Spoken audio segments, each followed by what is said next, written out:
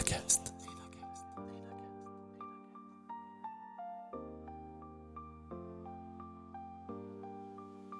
Petit à petit, le chemin se fait sur, rentrer dans le Nord, ce projet, l'entrepreneuriat. Enfin, il y a un truc qui commence à germer. 2-3 jours après, je commence à me dire: «Mais en fait, mais bien sûr, il faut que je m'associe avec ce Denis», et puis, bah, ouais, 10 jours après, je demande, ma rupture conventionnelle, ouais. Et si un simple déclic pouvait changer toute votre vie?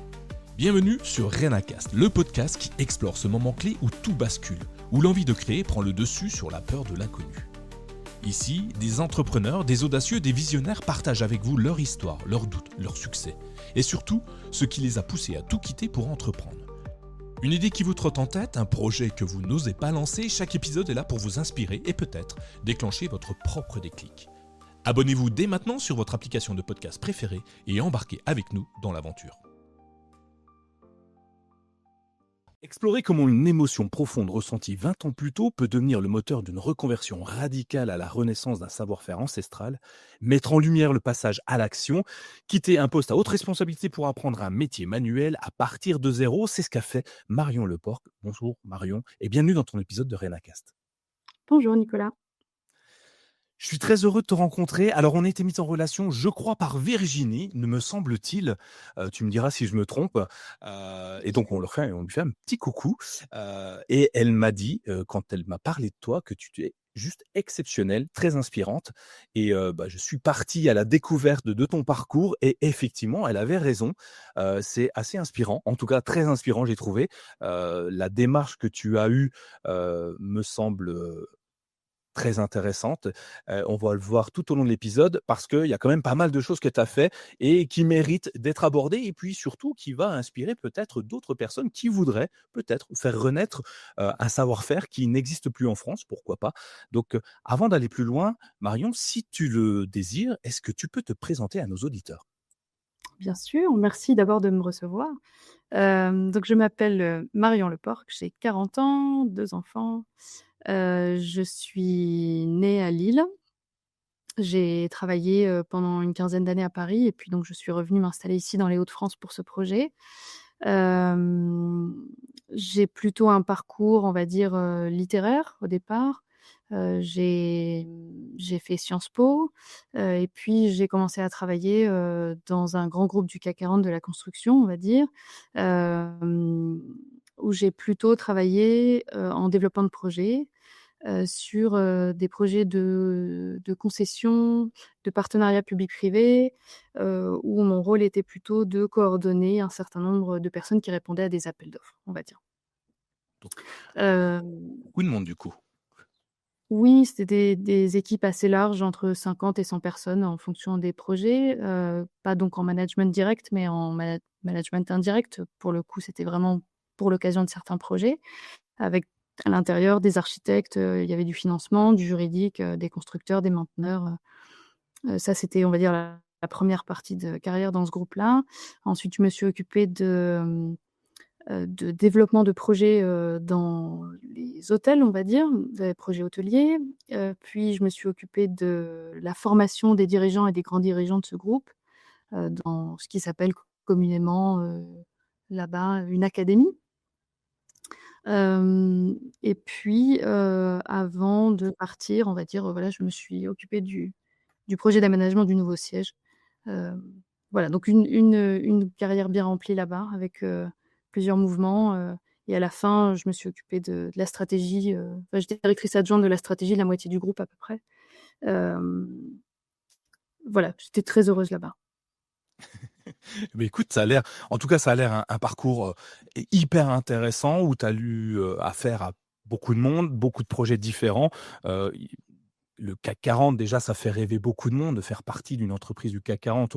On se dit que c'est finalement le summum de la réussite, se dire, diriger une entreprise comme ça. Tu étais très heureuse là-bas et qu'est-ce que toutes ces années, dans cette société t'ont apporté pour peut-être aujourd'hui, te soutenir dans ton projet, ton nouveau projet, si on peut dire qu'il est nouveau, puisque dans ta tête, ça fait quand même plusieurs années, que tu as déjà le projet, au fond de toi. Qu'est-ce que cette structure de CAC 40 t'a apporté pour te lancer finalement, dans une nouvelle activité? Oui, écoute, je crois que je peux dire que j'ai été très bien formée. J'ai eu la chance de rencontrer des personnes, exceptionnelles qui ont été, soit mes mentors, soit mes managers à l'époque. Heu, c'est être formé dans un grand groupe comme ça avec beaucoup de rigueur forcément.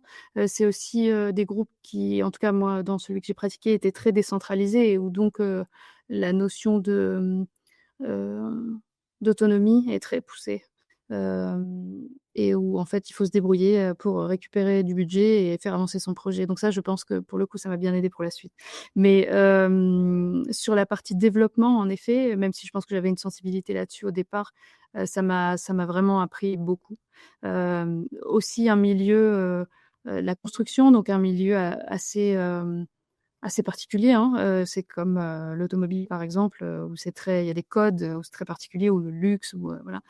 Dans la construction, c'est évidemment très masculin, tout le monde a fait plus ou moins les mêmes écoles, que moi j'avais pas faites pour le coup. Hem, c'est aussi des profils, hem, voilà, il y a beaucoup de mimétisme dans les profils, sans que ça soit, un problème, mais en tout cas moi je n'en faisais pas partie, et donc ça m'a forcée à l'adaptabilité, j'ai d'ailleurs, un jour le DRH qui m'a dit: «Ce qui est bien avec vous Marion, c'est que vous êtes carrossable à tous les niveaux». Je pense que voilà, ça fait partie des choses que j'ai pas. Apprendre à naviguer aussi dans un grand groupe, et c'est pas une critique, hein, mais il faut connaître, du monde, avoir du réseau, savoir faire avancer ses projets, non pas seulement parce qu'on travaille bien, mais aussi parce qu'on a à avoir les bonnes connexions et faire avancer les choses. Voilà. Ouais, donc vraiment un éventail très, très large de savoir-faire, de savoir-être. Mmh. Tu parles de réseau interne en entreprise, mais aussi en Oui. externe, j'imagine, pour pouvoir, pousser tes projets. Des choses qui alors tu le dis, c'est le milieu du bâtiment, c'est pas forcément ce que tu as fait. Oui, parce que j'étais en train d'imaginer pendant que tu t'en parlais, à Sciences Po, je vois mal manipuler une truelle et du ciment, tu vois?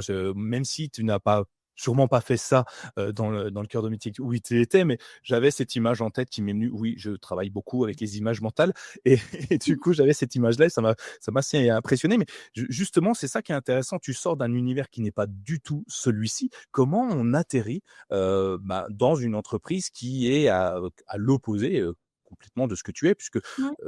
très peu de littérature là-dedans, plutôt, du manuel et des hommes, heu, à forte poigne, je dirais.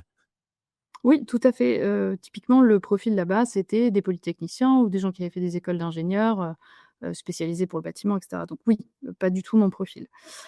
Pour autant, moi, ce qui m'intéressait quand j'étais à Sciences Po, c'était, la partie plutôt droit administratif, droit public, et j'avais, je pense, indirectement une influence, familiale puisque, mon grand-père avait fondé après la guerre une entreprise de démolition qui a été reprise par mon père. Donc forcément, ça a dû à un moment, interférer dans mes envies, mes choix, même si je m'étais juré de jamais travailler là-dedans. En sortant de l'école, j'y étais direct.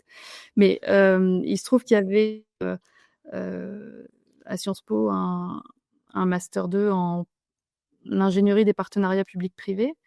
Qu'est-ce que c'est que ça? C'est, on va dire la technique juridique qui permet de lier une entreprise privée à l'État ou à une collectivité publique pour un certain nombre d'années autour d'un projet.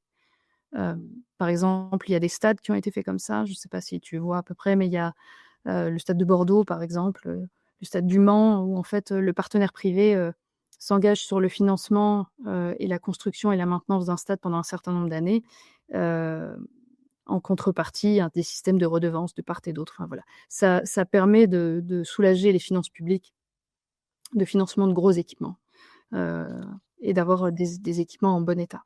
Hem, voilà, et donc ça a été mon choix que de rentrer là-dedans assez vite. Voilà. Et tu grandis au fur et à mesure. Tu es resté combien d'années dans cette structure, au global?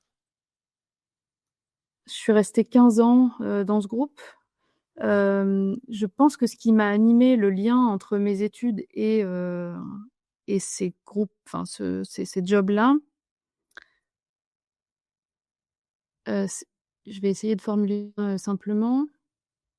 Moi, j'ai toujours pensé qu'il y avait rien de plus noble que de servir l'État, pour le coup, et c'est dû aussi aux études que j'ai faites, je pense. Là, ce qui était intéressant, c'est qu'on pouvait servir l'État avec de l'argent privé.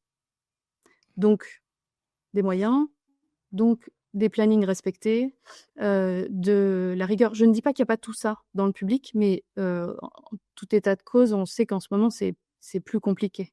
C'est plus compliqué d'avoir des fonds, c'est plus compliqué, d'avoir des compétences dans le public, pour plein de raisons, que je vais pas juger, hein. Mais là non, mais c'est un effet, et c'est dommage d'ailleurs. Mais là, avec des fonds privés, on pouvait faire de très belles choses, pour servir l'État. Donc, tu as l'air quand même d'avoir apprécié, adoré, ton parcours. Comment, à un moment donné, au bout de 15 ans où tu t'es épanoui, dans une structure, comme celle-ci, tu décides, de tout plaquer et comment on le fait, hein, d'ailleurs? Ça va être c'est la même question, je te donne tout et je te laisserai, y répondre. Comment on décide de tout plaquer? Comment on l'explique, ses responsables, sa famille peut-être? Parce que on part d'un poste qui est quand même assez intéressant et à quelque chose à construire intégralement et on va le voir, quand je dis intégralement, a priori, c'est à peu près le cas, hein. Mmh. Qu'est-ce qui s'est passé dans ta tête? Quel a été le déclic? Oui, c'est vrai que je me suis pas présentée jusqu'au bout, mais je suis la fondatrice et la dirigeante de la Faïencerie des Rêves, depuis 2 ans, voilà. Comment on passe de l'un à l'autre? Je pense que, étrangement, avoir fait ça pendant 15 ans, ça donne aussi un peu de légitimité, un peu de crédibilité, un peu de confiance en soi sur le fait que quoi qu'il arrive, on retrouvera un job après et que qu'il arrive, ça va aller, quoi.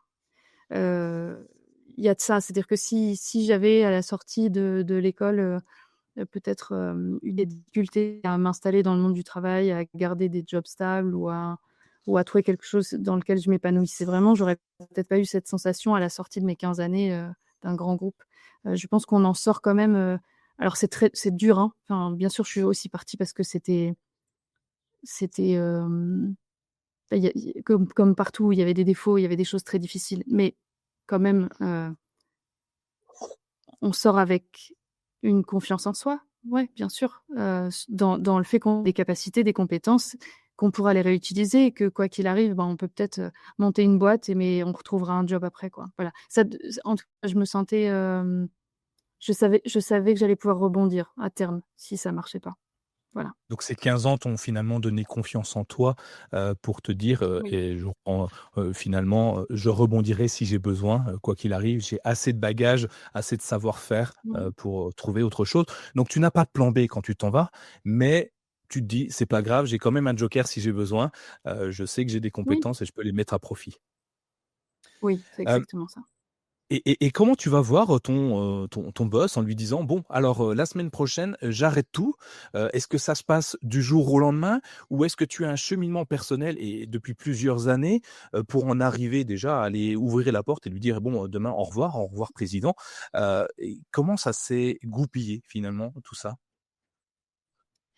Alors moi, j'ai eu pris 10 jours, pour prendre ma décision et pour aller les voir et pour demander ma sortie. Donc ça a été très rapide. En revanche, je pense que depuis quelques mois, j'étais un peu dans pas un cheminement de sortie, mais en tout cas un questionnement de: «Bon, ça fait 15 ans, j'avais occupé 3-4 postes différents, donc j'avais quand même eu une belle progression, j'avais rien à dire là-dessus, mais je n'arrivais pas à me projeter dans autre chose à l'extérieur, en tout cas. Faire le même job dans une autre boîte à la défense, ça me paraissait je voyais pas le point. J'avais ouais, j'avais ja ça me démangeait quand même un peu de faire autre chose. Pour être tout à fait honnête, l'entrepreneuriat, j'y avais pas pensé, spécifiquement. Il y a enfin, après, voilà, on reviendra certainement sur le moment de, mon passage d'Èvre et pourquoi, du coup, le projet s'est cristallisé. Mais, hem, non, l'entrepreneuriat, c'était probablement en pointillé dans ma tête de par l'histoire familiale, mais pas forcément pour moi, en fait. L'autonomie que j'avais dans ce groupe, pour travailler sur les projets était tellement énorme que, je pense que c'était suffisamment satisfaisant en termes d'entrepreneuriat interne, si je peux dire.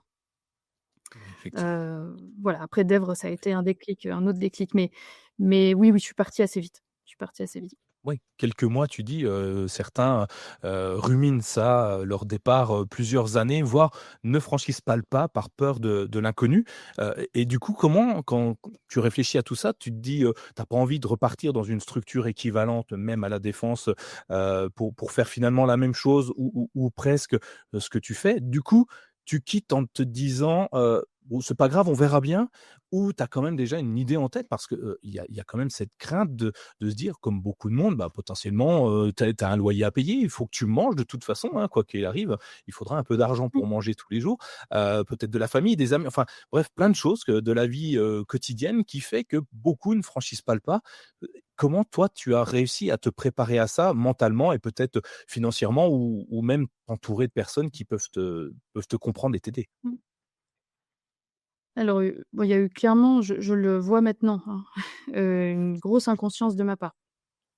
Oui, parce que maintenant je me rends compte qu'il y a plein de gens qui montent leur boîte, en gardant, un peu, un job, à mi-temps à côté, le temps de développer, des gens qui gardent, des missions de freelance. Moi, j'ai vraiment arraché le sparadrap tout de suite, quoi. Donc, c'est vrai qu'avec du recul, je me dis: «Mais» enfin bref. En termes enfin, très de manière pratico-pratique, à ce moment-là, j'étais mariée, avec 2 enfants, mais je ne voulais pas, absolument pas, que ça devienne un projet de couple ou un projet, dans lesquels ou en tout cas dans lequel j'avais besoin de fonds, de sa part. C'était absolument hors de question. C'est-à-dire que ça ne pouvait fonctionner que si je pouvais, assurer les fonds propres moi-même, et ma subsistance. Sinon je ne l'aurais pas fait. Hem, c'était hyper important pour moi, que ça soit mon projet, en fait. Voilà et surtout que ça vienne pas je voulais rien sur la tête des enfants. D'ailleurs, on en parlera après sur les fonds que j'ai dû lever après. Je me suis toujours arrangée pour, rien cautionner de trucs perso, quoi. Voilà. C'était hyper important pour moi. Je ouais, je voulais rien faire peser ni sur mon mari, ni sur mes enfants de ce projet. Voilà. Bien, dur, Heu, difficile quand même. oui, bah, c'était mes conditions, quoi. Voilà. OK, et tu y arrives? Hem, oui. Top. Et ensuite, ensuite à cette époque-là, on avait encore, quand on partait en rupture conventionnelle, du chômage. Donc bah, oui, j'avoue quoi, moi qui ai jamais, quasiment posé d'arrêt en 15 ans, je me suis dit: «Bon, on va partir dans des conditions qui me permettent de monter ma boîte, quoi». Et donc j'ai évidemment, voilà, en rupture conventionnelle, comme ça faisait 15 ans que j'étais là, j'ai pu avoir un peu de confort, sur le départ. Plus un peu d'économie, le chômage, qui me permettait de me dire: «Bon, tu as quand même 2 enfants, tu as ça quand même en backup», hem et puis beaucoup d'inconscience, ouais. Voilà. Beaucoup mais il en faut, sinon, est-ce que tu l'aurais fait ça, si tu n'avais pas eu cette inconscience? Non, quand je vois maintenant ce que ça représente et là de quasiment 3 ans après, non, non, non, non, non, non, je pense pas, Tu je l'aurais pense plus pas. préparé ou, tu l'aurais pas fait du tout? C'est une bonne question. Je l'aurais chiffré différemment. Je pense que j'aurais levé beaucoup plus d'argent au départ. D'accord, effectivement. Alors Ouais. c'est bien, on va pouvoir revenir dessus parce que moi je ne sais pas lever d'argent. Et du coup, tu vas tout me dire parce que c'est super cool de pouvoir se lever de l'argent. Oh, j'ai des vagues trucs que j'ai vus à droite à gauche, mais rien de tangible. Je suis certain que tu vas me donner de super tips pour ça. Alors, du coup, tu quittes, tu sais pas vraiment ce que tu veux faire au moment où tu quittes. Tu sais juste que tu veux t'arrêter, mais tu veux tu veux lancer une entreprise quand Ah même? Pas si, sûr? si. Si, tu sais. Ah oui, oui, si, si, non, non, ça c'est clair. Au moment où je pars, je sais que je veux relancer la faïence à Dèvres.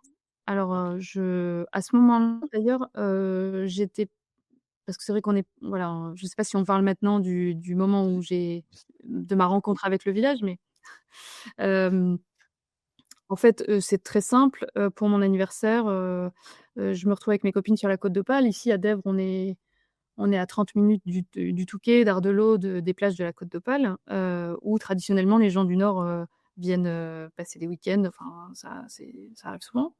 Donc on vient ici pour mon anniversaire et puis mes copines me disent: «Bon, bah, écoute, soit on va boire des verres, soit, on va visiter une vieille, friche de fabrication de vaisselle», parce qu'elles savaient que j'aimais ça. Je dis: «Bah, on fait les 2». Donc on va visiter ça, cette friche, à Dèvres donc. Donc je découvre, ce village qui est, donc, en fait si on prend Boulogne-sur-Mer, on tire dans les terres vers Saint-Omer à 30 minutes et on y est. On est en pleine campagne, je découvre que c'était un village dans lequel il y a eu plusieurs manufactures de faïence, que c'était assez renommé, heu, que globalement enfin voilà, il y a plus rien. Aujourd'hui, il y a plus de manufacture sauf cette friche qui a été rachetée par un collectionneur dans laquelle on se rend et dans laquelle on peut, visiter, ce qui reste de pièces de faïence, d'usines encore à peu près debout, quoi. Et donc ce monsieur, Denis Debette, qui est un Dévrois, qui a donc racheté, ce lieu, au moment où c'était complètement en décrépitude et qui, par son rachat le maintient, on va dire en quelque part maintient le patrimoine un peu en vie, en plus du musée local. Je me revois écouter Denis me raconter, qu'à l'époque, il y avait, 400 personnes dans chaque usine, qu'il y en avait en gros, 3 à 4, enfin selon les époques, que ça a fermé il y a 15 ans, que ça a été très brutal, qu'on a dit à ces gens, notamment dans cette usine-là, dans le haut-parleur à midi un jour, «C'est pas la peine de revenir après le déjeuner parce que l'entreprise ferme».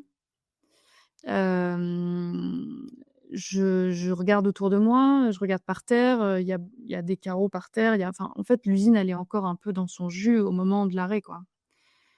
Et je suis très émue par ça, hem par le f en fait, au moment où il me raconte ça, je vois, l'activité dans cette usine.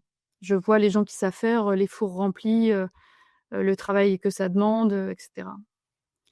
Et je constate que, bah, il y a plus rien en fait. Que c'est un vrai drame, local, économique, moral, social, qu'il y avait des centaines de familles qui vivaient de ça depuis, 200-250 ans et qu'il y a plus rien. Et que non seulement il y a plus rien, que ça a fermé, mais surtout que le savoir-faire, bah, il est dans les mains de quelques-uns et encore et il y a plus personne qui fabrique. Donc voilà, donc on fait cette visite, on achète 3 bricoles, 3 assiettes, une tasse et on part et on va boire des coups au Touquet, quoi.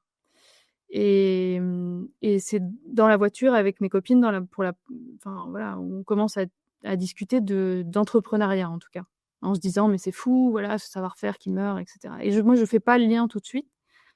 Et c'est plutôt en repartant du week-end en voiture avec mon mari avec mon ex-mari où on discute de ça et en fait, on se dit: «Bah, pourquoi pas?» Enfin, après tout, on avait une envie aussi de quitter la région parisienne, pour les enfants, de rentrer chez nous dans le nord et donc petit à petit, le chemin se fait sur, rentrer dans le nord, ce projet, l'entrepreneuriat, enfin, il y a un truc qui commence à germer et en fait, moi, assez vite, 2-3 jours après, je commence à me dire: «Mais bien sûr, il faut que je m'associe avec ce Denis, sa boutique, on va l'améliorer, lui, il a le processus de fabrication, moi, je vais savoir vendre, il y a un truc super à faire, on va mettre les pièces, au goût du jour» et cetera. Enfin là, ça commence à voilà. En fait, mon cerveau de développeuse, commence à tourner à fond, quoi et puis, heu bah, ouais, 10 jours après, je demande, ma rupture conventionnelle, ouais. Ah oui, très ouais, effectivement, un véritable coup de cœur finalement, Ouais, ce lieu, le personnage peut-être aussi, qui t'a raconté oui, ces histoires, oui, heu, clairement. une Ouais. belle rencontre et du coup, donc tu quittes tout, tu pas eu peur? Non, bah, si tu me l'as dit, l'inconnu, c'était compliqué, mais le moment où tu ouvres la porte, tu dis: «Bon ça y est, cette fois je pars», ces quelques secondes avant de les dire, Ouais. comment on les affronte intérieurement? Je pense que j'ai dû bien sûr que la sécurité financière, c'était le plus gros risque pour moi, je pense. J'ai fait des études et je suis rentrée dans un grand groupe, pour justement m'assurer une sécurité financière que j'avais pas eue petite, heu enfin bref, pour d'autres raisons. Donc j'ai mis beaucoup de temps à construire ça et donc j'avais l'impression un peu de faire un saut, le grand saut. Après dans les faits, je me rassurais en me disant que le saut, il était pas si dangereux que ça. C'est-à-dire que je pouvais effectivement rebondir, un boulot, j'en retrouverai un, voilà, je me disais que c'était pas si dangereux.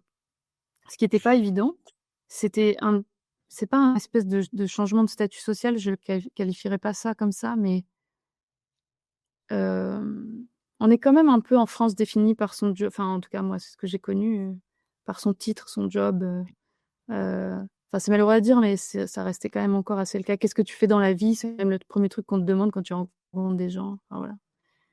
Et j'avais un peu peur, je crois, de perdre, quelque chose qui me définissait un peu, voilà.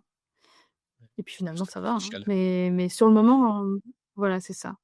Et après de l'annoncer à un management aussi qui m'a beaucoup soutenue pendant des années et de dire, «Je m'en vais», c'était, presque un peu une impression de pas de trahison, mais de manque de loyauté. Bah oui. Hem et d'ailleurs ils ont été adorables puisqu'ils m'ont reproposé un autre job derrière, ils voulaient que je reste, mais on est partis en très bons termes et voilà, ça a été. Donc pas trop difficile, de quitter même si, ouais, ça devient une partie de ta vie qui s'en va, mais qui t'a forgé, formé jusque-là. Donc tu t'associes avec Denis, c'est ça? Oui, alors non, en fait, très vite, je me rends compte que ça va pas marcher ça. Ah, C'est-à-dire que je retourne le voir une fois ou 2, puis en fait, je comprends qu'à la fois, Denis, il est pas prêt à s'associer. Moi, je crois que j'ai pas envie d'être associée avec quelqu'un et 3, travailler avec des locaux, ça va pas être si simple. Ça, je m'en rends compte.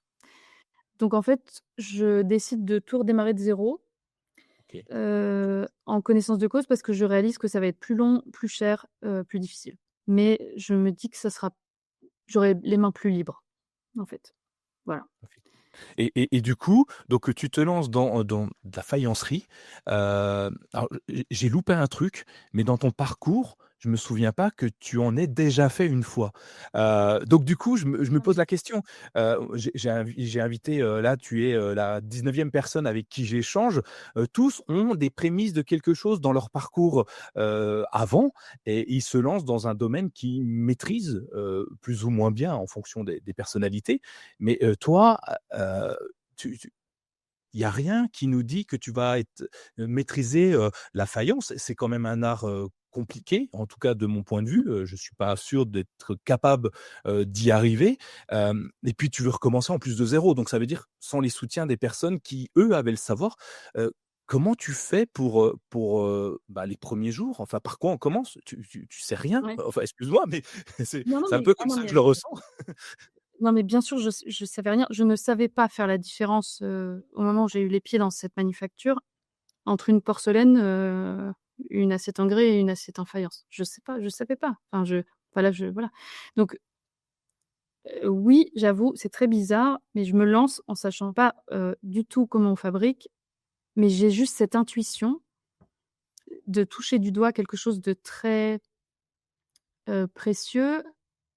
En fait, je me dis: «Mais là, je suis en face du Limoges, de la faïence», tu vois? Limoges pour la porcelaine. Ouais, Pour moi, Dèvres, c'était la j'ai compris ce jour-là que c'est Dèvres, la faïence, quoi. Donc en fait, moi, c'est ça qui m'intéresse. Ce qui m'intéresse ce jour-là, c'est, rentrer chez moi, créer des emplois, monter une boîte, sauver un savoir-faire. Le reste, je me dis: «Ça va tourner, je vais y arriver». Je sais pas. OK. Est-ce que c'est parce que, j'ai toujours travaillé en développement et que quand je faisais soit un stade, soit un musée, soit une autoroute, j'y connaissais pas beaucoup plus, hein. Franchement, je veux dire, quand tu fais un stade, quand tu fais on changeait de projet tous les 18 mois, je savais pas construire ça, je savais pas, comment ça en fait, à chaque fois, tu te dis: «Bah, je vais m'entourer des bonnes personnes, puis ça va aller, quoi, ou je vais apprendre un peu», voilà. Bah, là, c'est pareil. Donc je me souviens, j'ai visité ça le 2 mai. Je crois que fin mai, je commençais déjà à me renseigner sur des formations. Parce qu'en fait, alors, je je me suis dit: «Tu peux pas quand même démarrer ça sans, mettre les mains dans la matière quand même». Parce que si tu connais pas comment on fabrique, tu pourras jamais faire un business plan.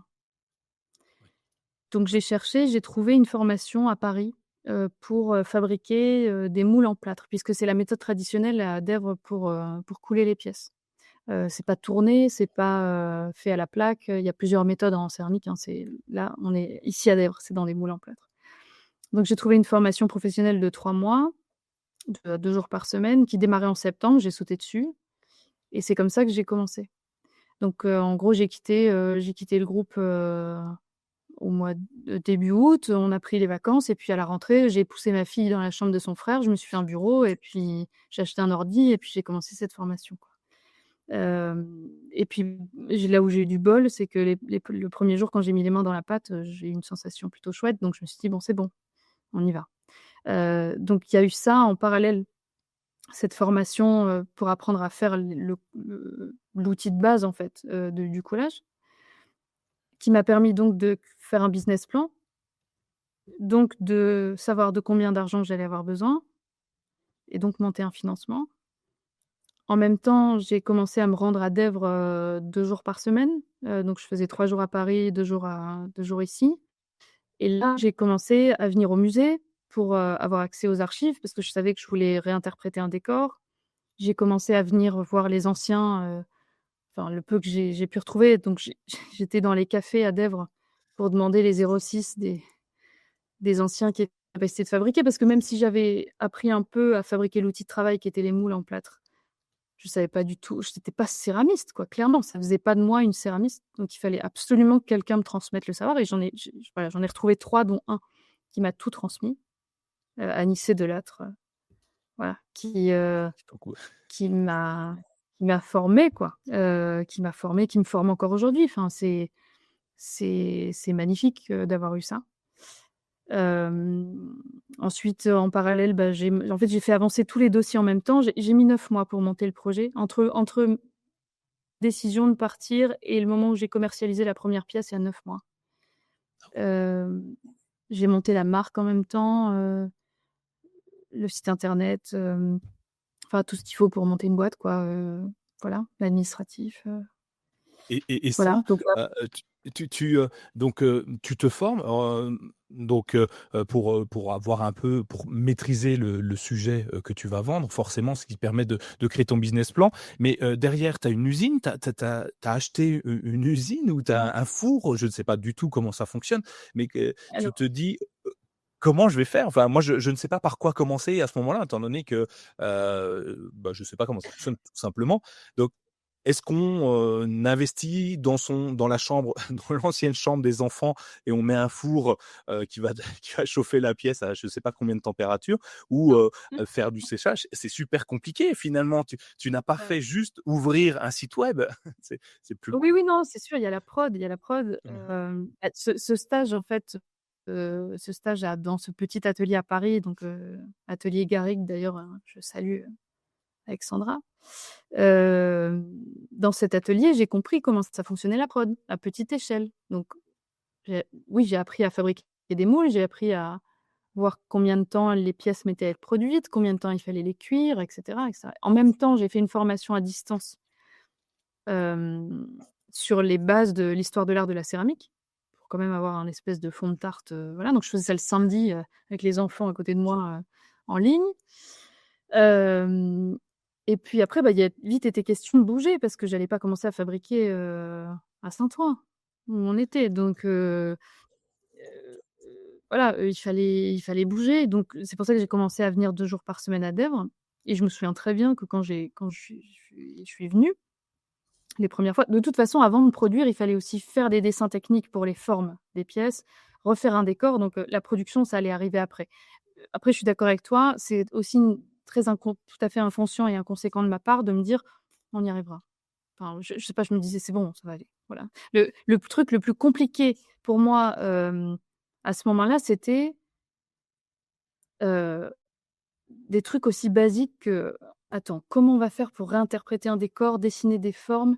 Enfin voilà, j'étais vraiment, étape par étape, quoi. Je voyais pas encore le toute la complexité de la cuisson d'une technique et que ça, j'y étais pas encore. Donc je me rends à Dèvres en commençant par chercher des locaux, dans le sens, un bâtiment quoi. Hem Et puis, en fait, je trouve pas, enfin, ça fonctionne pas bien. C Enfin, c'était trop grand, c'était voilà. Je prends rendez-vous avec le maire, alors j'arrive et je vois le maire et je dis: «Bonjour, bah, moi je vais relancer la faïence de Dèvres, ça vous tente?» Le maire qui me regarde encore là-dessus. Voilà. Je vois donc la directrice du musée de la céramique et puis je commence, à chercher des anciens quoi, des anciens fabricants et tout ça. Et puis assez vite, je tombe sur un gros coup de bol, un village des métiers d'art qui se trouve dans le village juste à côté, à Longfossé, qui a été créé au moment où les manufactures ont fermé 15 ans avant, pour justement permettre aux anciens faïenciers qui s'étaient, heu, retrouvés sur le carreau, mais qui avaient envie de continuer à leur compte, de travailler dans de bonnes conditions. Donc le village des métiers d'art, c'est quoi? C'est 10 cellules, heu, de 70 carrés. Donc c'est des artisans qui sont installés là avec, heu, gérer de manière collective des fours pour cuire de la céramique. Donc là, je me dis: «Bah, c'est là qu'il faut se mettre». Évidemment. En fait, le truc, c'est inouï, c'est une chance absolue. Donc parce qu'acheter un four d'un mètre cube, c'est 55 000 € plus à peu près autant de branchements électriques. Donc c'était pas du tout, dans les montants que j'avais estimés. Bah, s'il avait fallu lever de l'argent pour faire ça, je l'aurais fait, mais la complexité que ça aurait été d'installer ça, sans connaître et cetera, voilà. Donc je fais les dossiers pour être admise dans ce village des métiers d'art. Et j'hésite beaucoup parce que c'est prendre un atelier alors que je suis pas du tout encore prête, à produire. Mais je me dis: «Allez, on le prend, enfin on y va». Et donc il y avait une commission, je passe, je l'ai, on y va. Et donc je m'installe en janvier 2023 et là, je commence donc, en venant la moitié de la semaine, à travailler avec le Anicet, donc c'est l'ancien, on va dire, qui m'a tout transmis. Hem Et là, je me confronte à la difficulté du job. Là, j'ai des gros moments c'est très dur là, parce que la céramique, c'est impitoyable, c'est jamais, c'est pas une science exacte, c'est pas parce qu'on met un truc dans le four que ça ressort de la même couleur, que ça enfin voilà, c'est très dur. J'ai vécu, en fait, au départ, je pensais commencer à commercialiser plutôt en avril, au moment où j'ai donc recruté une collaboratrice parce que j'avais compris aussi Heu, que ça fonctionnerait pas toute seule, parce que la céramique, c'est très chronophage, ça prend beaucoup de temps à faire et je savais qu'il fallait autant de temps pour faire le commercial, le marketing, la communication, enfin gérer la boîte, quoi. Et je savais que moi, ma valeur ajoutée, elle était plutôt là-dessus que sur la fabrication, même s'il fallait que je réapprenne quand même le job. Donc j'ai tout de suite recruté quelqu'un qui n'y connaissait rien non plus, qu'on a que je voilà. Bah, moi, je préférais ça, en fait, voilà. Oui. Donc Céline, elle était manipulatrice radio. Et elle s'est présentée en me disant, «Bah, moi, mes enfants sont grands maintenant, j'ai envie de faire ce que je veux et ce que je veux, c'est faire du travail manuel». Je dis: «Bah, viens», voilà. Donc et toutes les 2, on a retrouvé les gestes à force d'essayer. Par exemple, l'émaillage, c'est un geste qu'on a refait, surtout elle, 1000 fois. On a retrouvé le geste et voilà, bref. Tout ça pour dire qu'au moment où elle arrive en avril, hem, moi, je pensais qu'on allait être prête à commercialiser et en fait, on a eu d'énormes problèmes techniques et on a mis jusqu'en juin, pour remonter heu, la, heu, la source du problème. Hem Et puis on a fini par trouver et on a commencé à commercialiser. Mais c'était, enfin, je me souviens très bien de me dire: «Mais là, je me disais: Je vais jamais y arriver». Parce que là, c'était le gros moment difficile, Ouais. parce que j'étais confrontée à la difficulté du job, on va dire, de l'artisanat, quoi. Et ça arrive, trop tard peut-être pour te dire: «Stop, j'arrête», parce que tu as trop investi déjà, personnellement, intellectuellement et puis tu avais envie que ça marche aussi au départ. Comment tu as fait pour, alors j'ai plein de questions qui me sont venues, 1 Vas-y. que j'ai notée là, comment tu as fait pour passer au-delà justement de ces doutes? Tu te dis: «Ça va plus, là ça va plus, rien ne marche». 3 mois pour trouver un prob la pour trouver la source du Mmh. problème et le résoudre, c'est ça à peu près que tu me dis. Comment tu fais mentalement pour de ne pas craquer, ne pas, tout, allez, jeter les clés par la fenêtre et te dire: «C'est pas grave, je reprends ma route et je retourne à Paris». Est-ce que tu as eu un accompagnement ou tu as une technique particulière que tu pourrais me donner en cas de stress profond que j'imagine tu as pu avoir pour que je puisse m'en sortir vivant? Moi, je regarde à la fois Alors, je regarde toujours très, très loin. C'est-à-dire, je regarde l'objectif au fond. L'objectif tout devant, depuis le début, c'est de réouvrir une manufacture à Dèvres. C'est-à-dire, cette première impression que j'ai eue le premier jour sur, il y avait 4 manufactures, plein de gens à l'intérieur et tout a fermé. Moi, ce que je veux, c'est en réouvrir une, alors pas avec, 400 personnes, hein, mais avec 10 personnes. Donc je savais, voilà, ça c'était mon objectif tout au bout. Donc ça, j'avais ça en tête. Donc quand ça va pas, à la fois je regarde tout au bout et je me force à être, hem, à une échelle de temps très courte, sur mon humeur et sur, la façon dont je vois les choses. Par exemple, et encore aujourd'hui, hein, là, par exemple, je suis dans une phase où ça va pas du tout depuis, 4-5 jours. Hem, J'essaie d'être à la journée. Typiquement, voilà, à ce moment-là, je me disais pas, «On va être en retard pour l'ouverture du site», je rappelle aussi que je déménageais toute ma famille, hein, tout le monde arrivait en juillet, on était en train de faire des travaux dans une maison. Je pensais pas à ça, hein, parce que sinon, voilà, donc on avait vendu à Paris, enfin, il était plus question de faire retour, en arrière, quoi. Donc j'essaye de penser, voilà, petits pas. Et petit pas, c'était, OK, on a essayé de changer la consistance de la pâte, ça a pas marché. OK, on a essayé de changer la cuisson des mailles, ça marche pas. On va essayer de voilà, et donc c'était ça. Juste des tout petits pas, les uns après les autres, et quand je suis en stress, oui, quand je suis sous stress, j'essaye de faire comme ça. Voilà. Ouais, c'est hyper intéressant. Pas après pas, on avance, on gravit les échelons, les échelles, pour arriver à Ouais. ton but ultime qui est de réouvrir une manufacture. Hem Et Mmh. ça peut être appliqué partout, hein, finalement, peut-être faire Oui, des échéances, plus petites, avec des actions ouais, peut-être plus courtes, et exact. puis, y arriver, et surtout toi dans la enfin, j'ai regardé un petit peu comment avant d'être avec toi, j'ai quand même regardé comment on faisait. Alors je suis pas un spécialiste du tout, hein, loin de là, j'ai juste survolé. Ça prend à peu près 4-5 semaines pour avoir un produit fini, de ce que j'ai compris. Donc en fait, quand tu testes quelque chose, tu n'as la réponse que dans 5 semaines. Donc c'est Exactement. improbable de régler un problème. On n'est pas en informatique, quoi. C'est pas j'enlève une virgule, je Non, mets un point et ça marche, quoi. c'est en ça que je dis que c'est impitoyable. Ouais. Parce que, toute la rigueur et le soin qu'on met pas dans une étape au début, on le paye, à la fin. Et forcément qu'au début j'ai fait, des millions de conneries, quoi.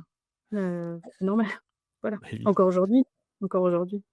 Mais elle t'aide à, bah, justement à franchir, à monter les étapes au fur et à mesure, et puis aujourd'hui, ben, le produit que tu sors, tu sais pourquoi il est comme ça. Tu peux me Exactement. l'expliquer, tu pourras me l'expliquer. Si un jour on visite ta manufacture, tu pourras nous dire: «Bah, voilà, maintenant je sais comment le faire». C'est plutôt simple, enfin plutôt simple. Tu vas nous dire ça, mais en vrai ça l'est pas.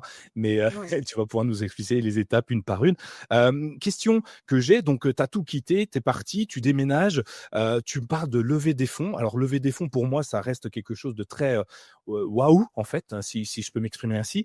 Comment, tu vas voir des banques, tu leur dis: «Beh, écoutez, je vais réindustrialiser cette ville, je vais réintégrer, la faïencerie, donnez-moi 200 000, 500 000, 1 000 000, et j'y vais», et les gens te donnent de l'argent comme ça? Enfin, si c'est ça, faut me donner le secret. Je n'ai pas encore trouvé, mais je pense pas que ça soit que ça, en fait. Ouais, ça s'est vraiment passé comme ça en plus. Mince. Heu, Mince, je ouais. suis nul alors, hein. Oui, parce que non, non, mais c'est pas, alors au départ, je j'avais pas prévu ça, mais ça s'est fini comme ça. En fait, moi, au départ, je m'étais dit: «C'est un projet patrimonial, un projet culturel qui concerne l'État», et tu vois, j'étais un peu, moi, je suis toujours portée par ça, Mmh, bien il y sûr. a rien qui a changé en moi, sur cette vision-là. D'ailleurs, je pense que je fais ce projet aussi parce que j'estime que c'est, comment te dire ça? C'est le savoir-faire français, et c'est pour ça aussi que quand je vais exporter à New York, il y a aussi je suis très, très fière de faire ça et de représenter quelque part, la France quand je vais là-bas. Bref, donc je m'étais dit que ça pourrait être un financement public ou en partie public.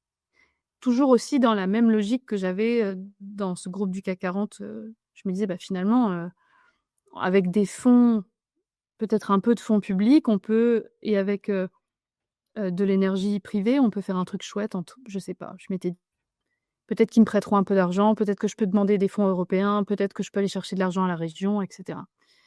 J'ai donc essayé comme ça, au début, sauf qu'en fait, le calendrier de déblocage des fonds n'était pas du tout compatible avec, moi, le fait, que je voulais démarrer, quoi. Enfin, moi, j'avais besoin de l'argent, mes fonds propres, ça allait aller vite, quoi. Je veux dire, il me fallait des fonds. Donc très, très vite, ma stratégie là-dessus, elle est tombée à l'eau, en fait. Parce que les fonds FEDER, par exemple, qui sont des fonds européens, c'est minimum 18 mois, il faut être sur le bon créneau, instruire le dossier et tout ça. Enfin, j'ai lâché l'affaire. Donc après, il y avait pas 36 solutions. Il fallait soit aller voir, des petits financeurs publics, c'est-à-dire, tout ce qui est réseau entreprendre, réseau initiative, qui font des prêts d'honneur et cetera. Donc ça, j'ai été voir, j'ai eu, mais ça allait pas chercher bien loin. C'était très utile, mais c'était des petits blocs de financement, heu, enfin voilà, ça maximum 10 000 à 15 000 €, quoi. Ça allait pas couvrir tout Oui, le pas un besoin fou, quoi. financier. Non. Heu, donc après, il fallait lever de la dette. OK. Il y avait aussi l'option d'aller chercher des investisseurs, mais moi c'est là où je te dis avec du recul, j'aurais dû aller chercher cette option-là et lever beaucoup plus de fonds. Heu, En fait, moi, j'ai eu peur de lever trop et je voulais un projet, «à taille humaine» entre guillemets pour démarrer. Je voulais vérifier que ça pouvait fonctionner à petite échelle et puis je m'étais dit: «Bah, après quand tu auras la manufacture, là, tu iras lever 1 000 000, 2 000 000 parce que c'est ce que ça coûte». Mais dans le premier temps, je m'étais dit: «On va le faire, mollo, quoi. On va le tenter un peu en mode, pas dans mon garage, mais bon, voilà, petite échelle».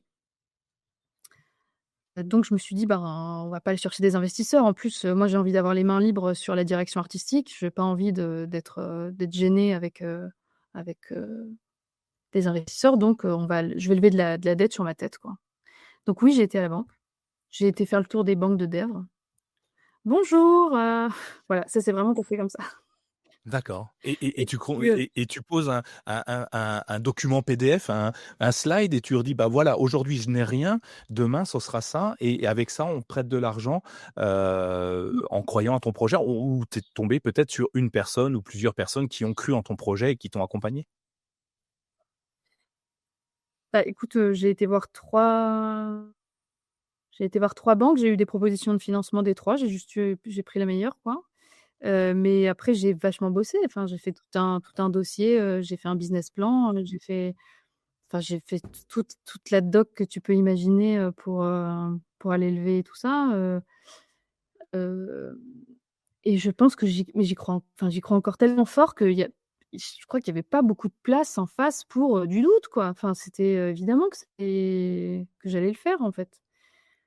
Voilà. Ouais, mais c'est alors, moi, ce que je retiens depuis qu'on est ensemble, c'est plein de petites choses que tu as faites, sans forcément mettre des mots dessus, mais, tu vois, tu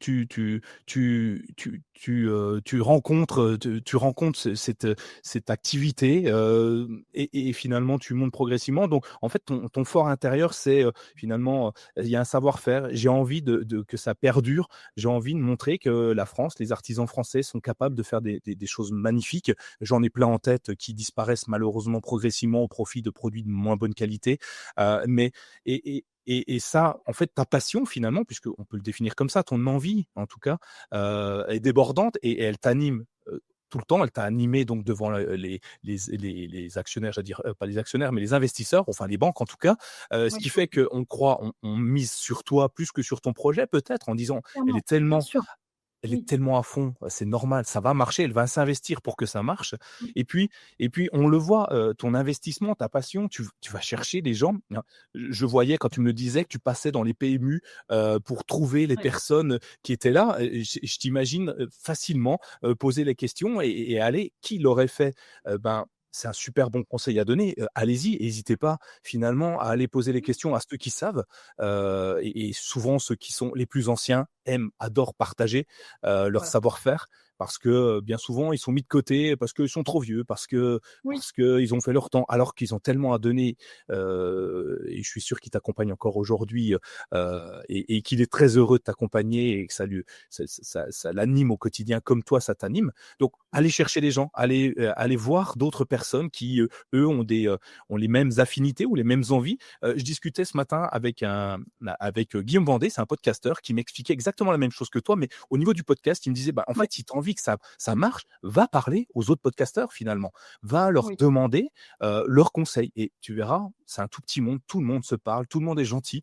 Effectivement, tout le monde a envie de partager et il y a pas de concurrence, donc faut y aller. C'est ce que tu as fait, magnifique. Et puis l'autre conseil que je garde et qu'on me donne souvent, petit à petit, même si c'est difficile, pas tout jeter, pas brûler le domicile et partir en courant en disant: «Bon, on verra bien». Et c'est étape par étape. C'est Visuda dans la saison 1 de Renakas qui nous en parlait. Elle voulait gravir sa montagne, son échelle, son ascension. Elle avait défini les étapes, Mmh. toutes les étapes avant d'arriver où elle en était. Ce que tu as fait finalement, ce que tu fais dans les coups durs, c'est juste exceptionnel. Alors moi, j'avais lu en plus que tu étais allé un petit peu plus loin. Alors je me suis peut-être trompé parce qu'il y a beaucoup d'informations sur toi. Alors des fois, enlever le frais du faux, je sais pas. Que tu avais peut-être recours à même du financement, type crowdfunding, type Ulule ou je sais pas, il y Oui. en a plein d'autres. Oui, oui, c'est Ulule, ouais, je l'ai fait 2 fois, pour le même sujet. Je l'ai fait pour partir à New York sur des salons, qui s'appelaient Art de vivre à la française ou qui étaient organisés en fait par Business France et qui permet en fait des salons qui permettent à des artisans français d'exception, on va dire, de rentrer en contact avec des architectes et des designers, heu, new-yorkais ou d'Amérique du Nord ou voilà. Pourquoi j'ai fait ça? Parce qu'assez vite, je me suis rendu compte que la stratégie que j'avais qui était de vendre mes produits, 80 de mes produits sur internet, ma vaisselle, ça marchait pas du tout. En fait, les 3 premiers mois où on a lancé, moi je me suis complètement foirée, mais je pense qu'il faut le dire parce que c'est un truc, enfin je veux pas que les gens s'imaginent que ça a roulé tout de suite quoi. D'ailleurs c'est on n'y est toujours pas, enfin voilà, on est encore largement dans la phase de lancement, hein. J'ai dû pivoter tout de suite parce que je vendais rien et j'ai très, très mal géré, ma commercialisation, le fait d'avoir des agents et tout ça, j'avais pas du tout prévu parce que c'était pas mon monde, en fait. Moi, mon monde, c'était le monde du développement et du financement, donc ça, pour le coup, je l'ai fait, je l'ai bien fait, le projet, je l'ai sorti vite. Puis quand il a fallu commercialiser, vendre, bah, alors là, mais j'étais nulle, quoi. Enfin, c'était, mauvaise. Donc je me suis dit: «Non, en France, tu vas pas vendre, à l'appel, des assiettes à 64 €». Alors 64 €, c'est vous allez me dire: «C'est très cher», mais en fait, c'est ce que ça coûte de fabriquer à la main en France aujourd'hui. Enfin voilà, je me gaffe pas, hein, c'est voilà. Hem, mais je me suis dit: «Non, en fait, tu vas être en concurrence avec du IKEA, avec du La Redoute et cetera. Tu vas pas tenir 5 minutes, faut aller faut changer de stratégie». Donc en fait, au bout de 3 mois, j'ai pivoté et je me suis dit: «Où est-ce que ça se vend mes produits?» Donc j'ai fait une recherche, sur avec, les ventes dans la balance commerciale, française. Et j'ai vu que mes produits, ça se vendait plutôt, aux États-Unis.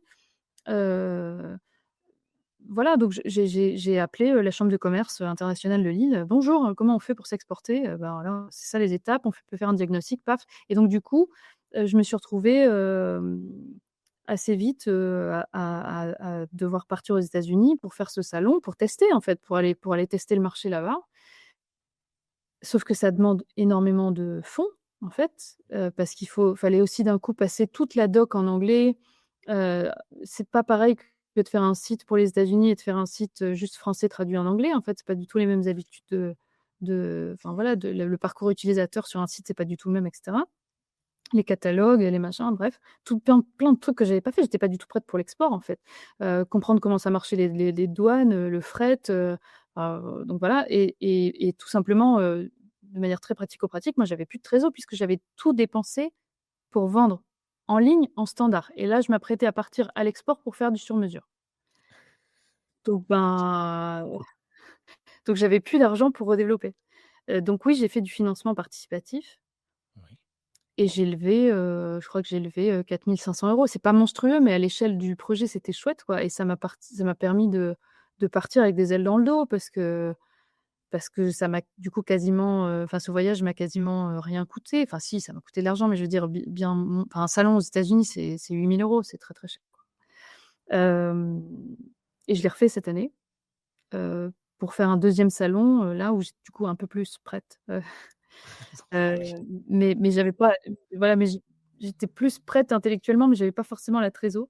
Et là, on a levé 5 000 € et les locaux ont été super, j'ai eu beaucoup de soutien, des locaux, enfin, c'était génial, quoi. Mais ouais, ouais, voilà, oui, le financement participatif sur un projet comme le mien, je pense, ça fonctionne parce que ça parle aux gens, heu voilà, c'est oui, alors oui, je suis pas dans la tech, je suis pas dans la pharma, je suis pas dans l'IA, je suis pas dans les trucs sexy, et qui rapportent et qui livrent des dividendes, mais je suis dans un truc un peu plus émotionnel où les gens ont envie de s'investir, je pense.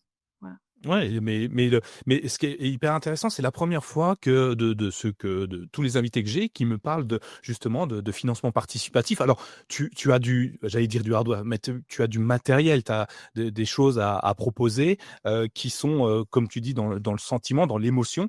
On n'achète pas ta vaisselle comme on achète celle d'IKEA. Enfin, je pense que tu as pas besoin de moi Exactement. pour le comprendre. On achète ta vaisselle parce que, elle a une histoire, en tout cas tu l'as réécrit et tu vas la faire perdurer et on achète ta vaisselle parce qu'elle va peut-être aussi durer, hein, contrairement à celle des autres qu'on peut acheter. Elle est peut-être chère, effectivement, mais comme tu le dis, c'est le prix du Made in France. Oui. Malheureusement, je dirais, j'aurais aimé que Mmh. tu me dises que le prix de Made in France, c'est plutôt 5 € et que tu te gaves. J'aurais préféré que tu me dises ça, presque. Ça aurait été mieux pour toi, pour tout le monde, mais malheureusement, c'est la dure réalité du marché français. Alors moi, je suis allé regarder, évidemment, je n'ai rien acheté encore, mais je vais aller regarder ce que tu vendais sur ton site internet parce que je t'ai pas trouvé aux Galeries Lafayette ou dans des trucs un petit peu hype, tu vois, des magasins à Paris sur les champs. Je me suis dit, bon, bah, vu que je suis sur la région parisienne, tiens, je vais aller jeter un œil, peut-être que tu y es. Est-ce que c'est un choix de ta part de pas faire partie de ces groupes qui dits de luxe, tu vois, puisque on est dans des prix élevés pour une assiette, même si c'est pas si élevé que ça quand tu regardes combien ça coûte, mais ça reste pour les Français moyens, comme moi, comme Bien sûr. beaucoup de monde, un prix hyper élevé.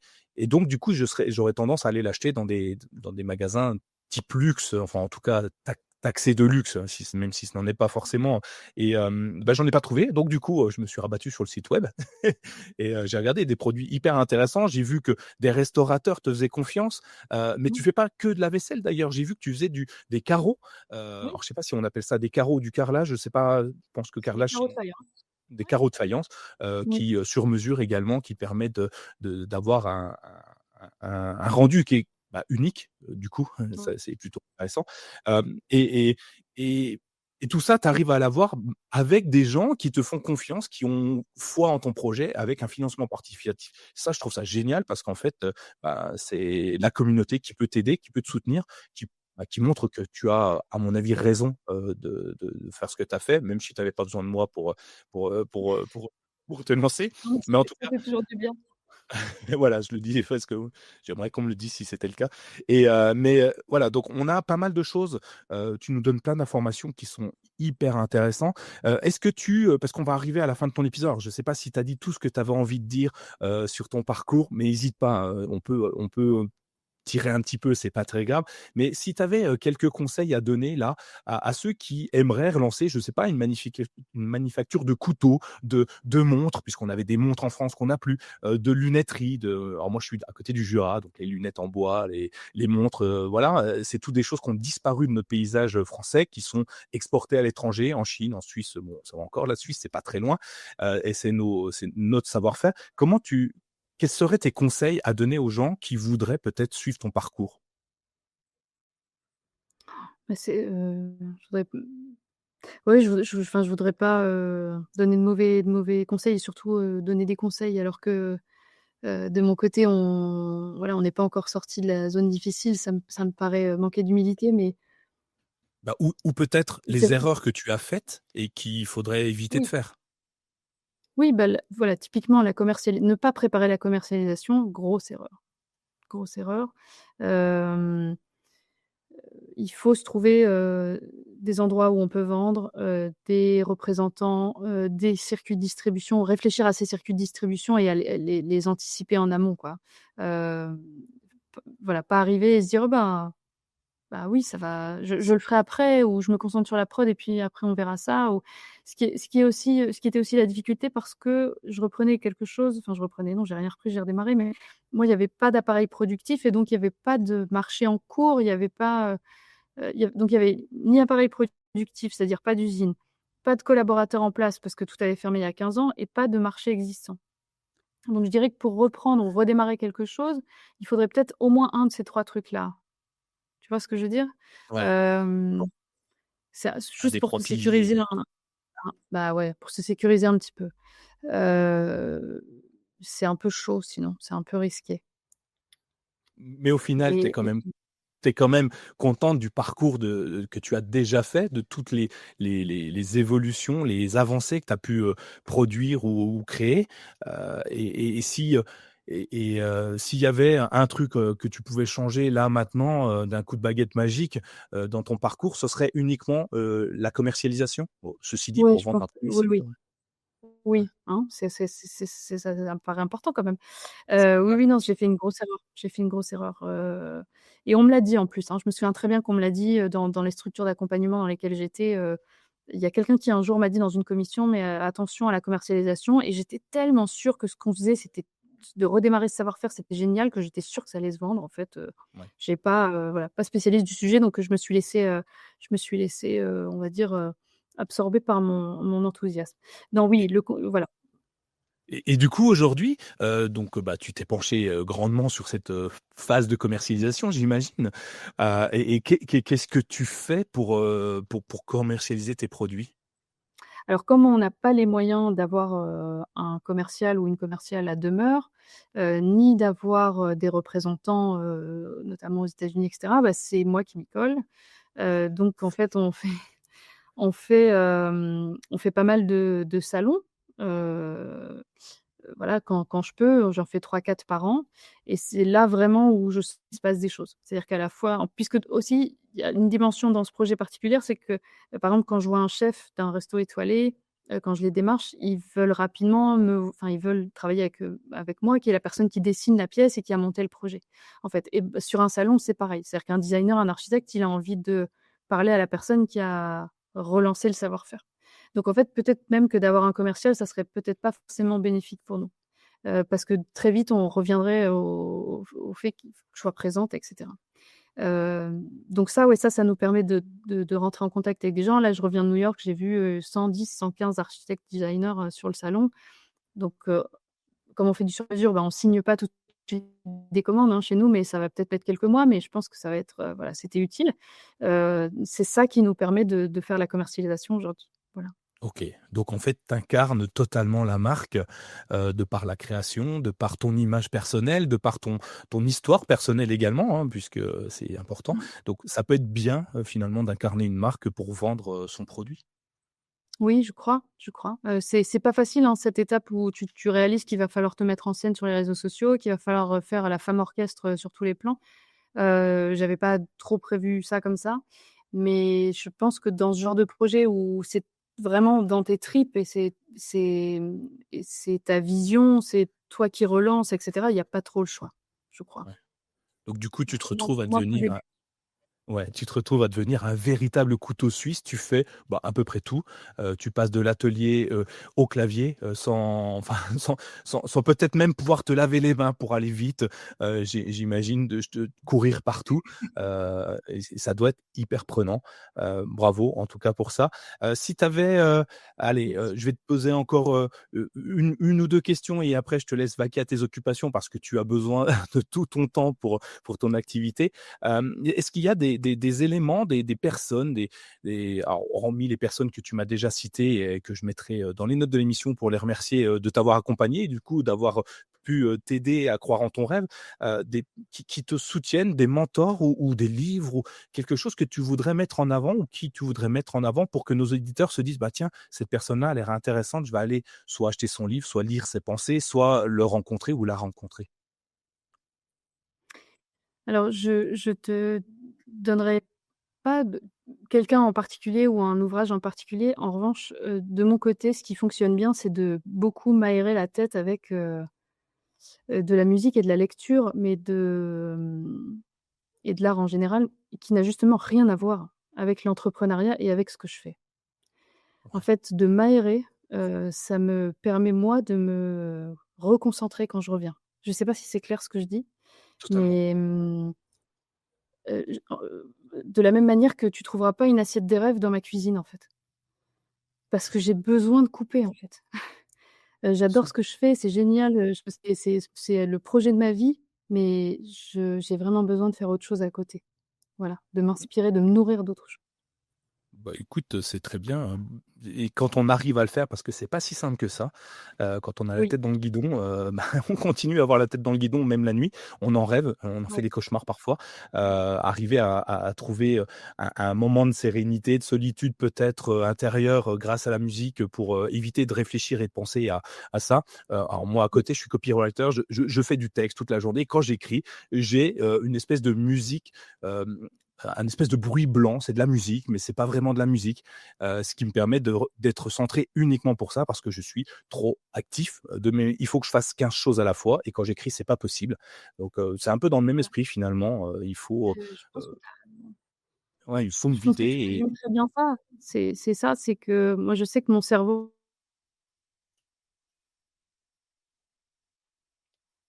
si je me force pas à faire autre chose, écouter autre chose, lire autre chose, je surchauffe et c'est OK. pas bon.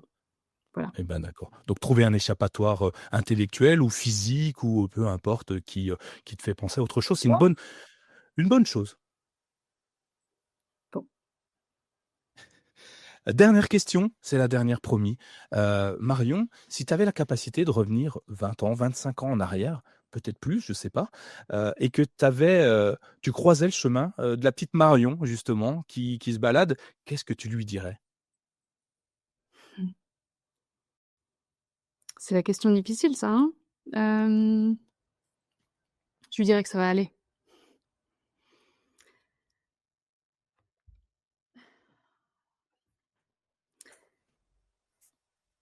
Excuse-moi. Ça non, mais ça va Hem, aller, je te rassure, ça va aller.